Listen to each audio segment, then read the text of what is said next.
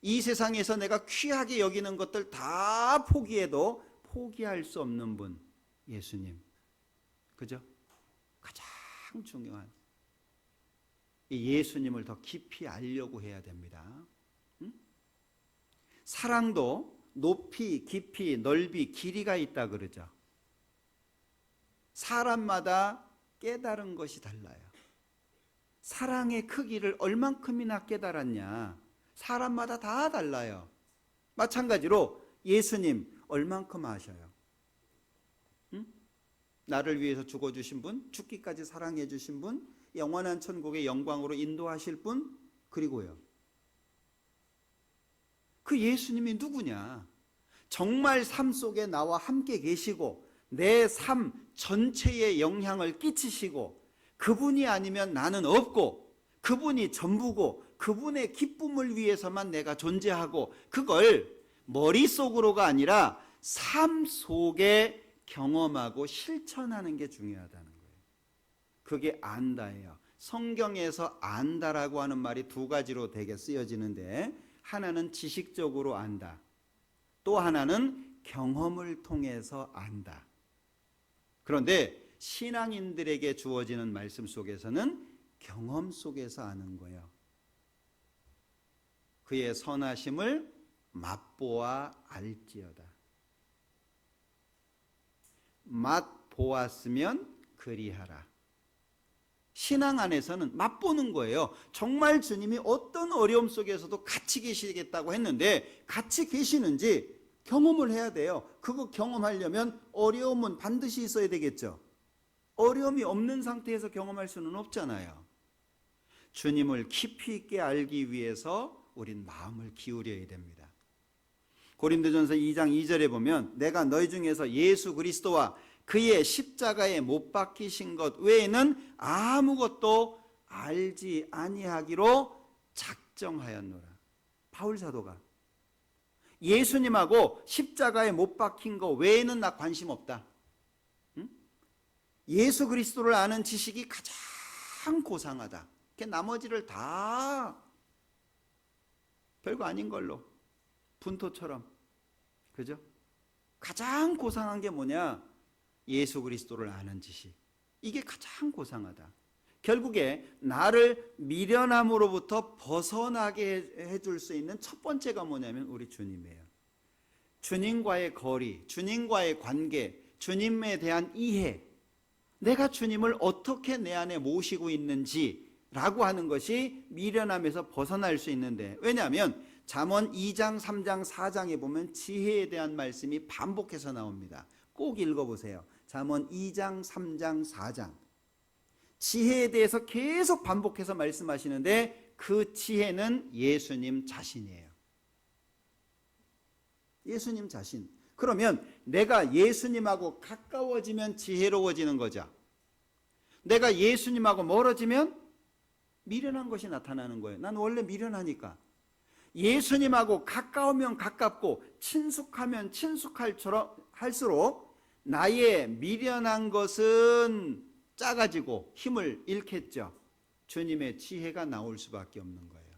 그럼 그 나온 지혜는 내 거예요? 주님 거예요? 주님 거예요. 그걸 믿음으로 라고 말하는 거예요. 오직 믿음으로. 나는 원래 미련한 사람이에요. 근데 주님이 나와 함께 하심으로 말미암아 내가 지혜로울 수 있는 거예요. 그 지혜는 내 게 아니에요. 착각하시면 안 됩니다. 그래서 이 예수님을 어떻게 얼마나 깊이 있게 알고 교제할 수 있냐, 이게 미련함에서 벗어날 수 있는 방법이에요. 갈라디아서 6장을 보죠.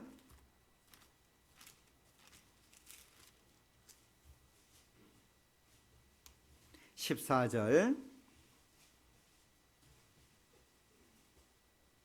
14절 그러나 내게는 우리 주 예수 그리스도의 십자가 외에 결코 자랑할 것이 없으니 그리스도로 말미암아 세상이 나를 대하여 십자가에 못 박히고 내가 또한 세상을 대하여 그러하니라. 제가 언젠가 어느 목사님 설교를 듣다 보니까 질문을 이렇게 하시더라고요. 대통령이 귀하냐? 응? 구역장이 귀하냐? 국무총리가 하는 일이 중요하냐? 구역장이 하는 일이 중요하냐? 뭐가 중요해요? 정답은 다 얘기해요. 근데 실제는 이 세상에 어떤 가장 훌륭한 의사라고 할지라도 사람의 생명 건질 수 있습니까? 지옥 가는 사람 한 사람도 못 건집니다. 아무리 영향력이 있는 사람이라고 할지라도 한 사람의 영은 못 살립니다.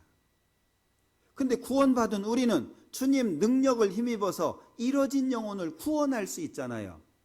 세상 사람들은 뭐 1년 계획, 7년 계획, 10년 계획을 하지만 우리는 영원 계획이잖아요. 불의의 제물로 친구를 사겨라. 영원한 세계에서 함께 누릴 친구를 사귀는 거잖아요. 어떤 게 더 중요합니까? 말은 구역장이 중요하고 조장이 중요하다고 얘기해요. 말은. 근데 생활은? 예? 걸맞게 사나요? 실제로?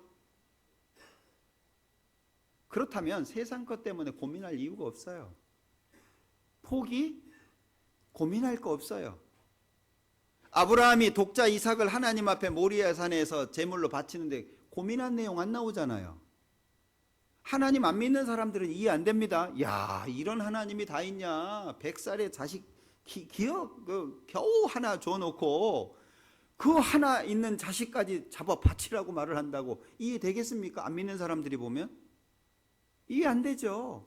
아브라함이 고민했습니까? 이것 때문에 저것 때문에 요것 때문에 뭐 요래 가지고 저래 가지고 우린 이유가 얼마나 많아요. 예? 고린도후서 1장에 보면 예수 그리스도는 예만 되셨다고 말씀하고 있는데 이게 안 되잖아요. 예? 예수님이 십자가에서 나를 위해서 죽어주셨음에도 불구하고 이해가 안 되잖아요. 주님의 마음으로 주님을 섬기시나요? 내 마음으로 주님을 섬기시나요? 솔직히 고민해 보셔요. 주님의 마음으로 주님을 섬깁니까? 아니면 내 마음으로 주님을 섬깁니까? 그게 자꾸 흔들리는 거예요. 내 마음으로 주님을 섬기니까. 사람들이 알아줄 때는 신나고 사람들이 알아주지 않을 때는 그냥 푹 꺼져가지고 주님의 마음으로 주님 섬기는 거잖아요. 그게 지혜로운 거죠.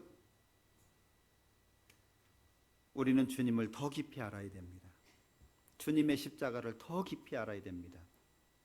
우리는 주님의 마음을 가져야 되고 주님의 심장을 가지려고 해야 돼요. 바울 사도처럼 내가 예수의 심장을 가졌다.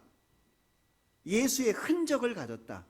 그리스도의 심장을 가지고 있고 예수의 흔적을 가지고 있다. 우리 그거 이해해야 되잖아요. 경험해야 되잖아요. 도대체 예수의 흔적이 뭔지 그것으로 말미암아 주어지는 것이 어떤 것인지 경험해야 되잖아요. 그런데 내 생각 속에서 내 가치관 속에서 내 경험 속에서 사로잡혀 가지고 언제 주님 것을 경험하겠어요? 고집스러워지면 안 됩니다. 생각 탁 깨고 주님이 말씀하시면 되는 거예요.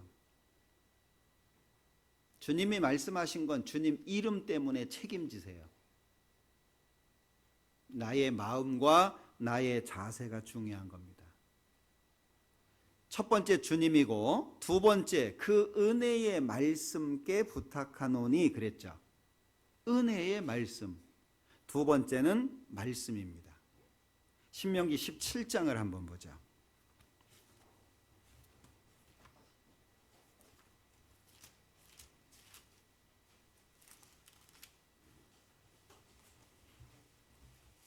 신명기 17장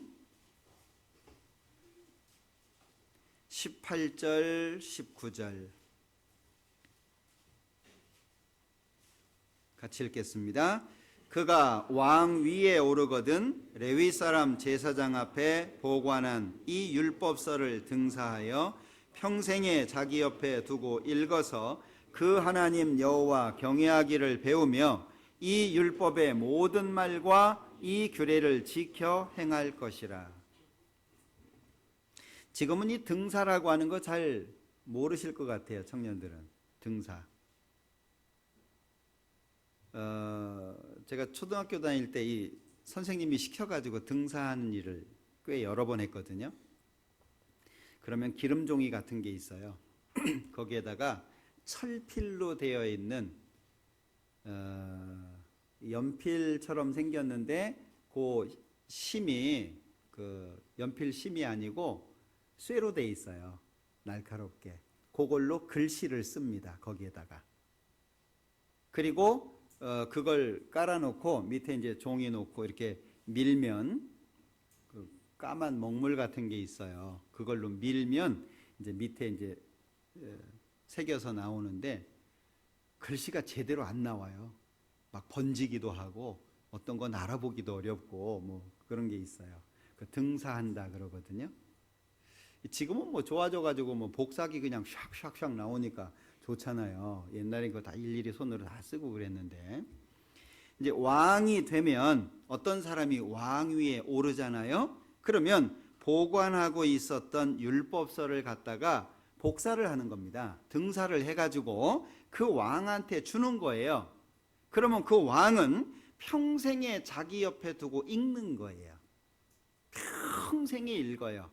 한 번 읽고 끝나는 게 아니고 시간 나는 대로 계속 읽는 겁니다. 그러면 두 가지가 있다는 거예요. 평생에 자기 옆에 두고 읽어서 첫 번째는 그 하나님 여호와 경외하기를 배운다. 여호와를 경외하는 걸 배워야 돼요. 경외라고 하는 것 자체가 경은 공경한다는 말이죠. 외는 두려워한다는 말이에요. 하나님을 하나님으로 바르게 알고 섬기는 걸 경외라고 하죠. 그러니까 율법을 읽는 가운데 하나님이 어떤 분인지, 하나님이 얼마나 능력자 되시는지, 하나님이 얼마나 권세자 되시는지, 하나님이 얼마나 영광 중에 계신지 그런 것들을 배우는 거예요. 그러면서 자연스럽게 내 무릎은 구부려지고 내 허리는 엎어지는 거죠. 옛날에 왕이 지나가면 땅에 쫙 엎드렸던 것처럼요. 그게 경외의 자세입니다. 왕이 되니까 얼마나 권세가 있겠어요. 무서운 게 뭐 있어요. 왕이 쟤 죽여 그러면 죽이는데. 그러니까 그 왕의 마음에 누가 들어가 계셔야 되냐? 하나님이 들어가 계셔야 되는 거예요. 그리고 두 번째는 이 율법의 모든 말과 이 규례를 지켜 행할 것. 이 율법에 규례들이 많아요. 그걸 지켜서 행하도록 하는 것이 목적이죠.